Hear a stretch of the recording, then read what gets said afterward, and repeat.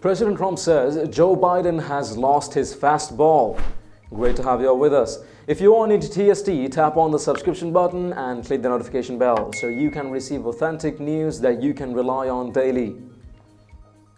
President Donald Trump fired back Wednesday at Joe Biden after news surfaced that the former vice president plans to compare him to former segregationist Alabama Governor George Wallace in a speech he will give later Wednesday. Biden plans to give a speech in which he'll claim Trump has more in common with George Wallace than George Washington and accuse the president of instigating white supremacy.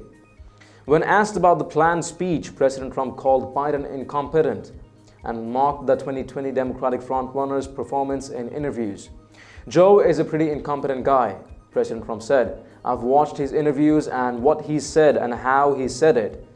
I wouldn't have rated him very high in the first place. Joe Biden has lost his fastball, that I can tell you," he concluded. Deal very badly. Joe Biden says you have more in common with George Wallace than George Washington. Well, you know, Joe is a pretty incompetent guy. I've watched his interviews. I've watched what he said and how he said it. And I wouldn't have rated him very high in the first place. But Joe Biden has truly lost his fastball, that I can tell you. Thank you. President Trump made the comments on his way to El Paso, Texas, where 22 people were murdered Saturday by an alleged white supremacist.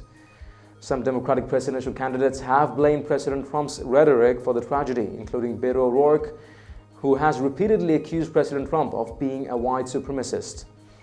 President Trump has repeatedly condemned white supremacy and on Monday called for the nation to unite to defeat the sinister ideologies of racism.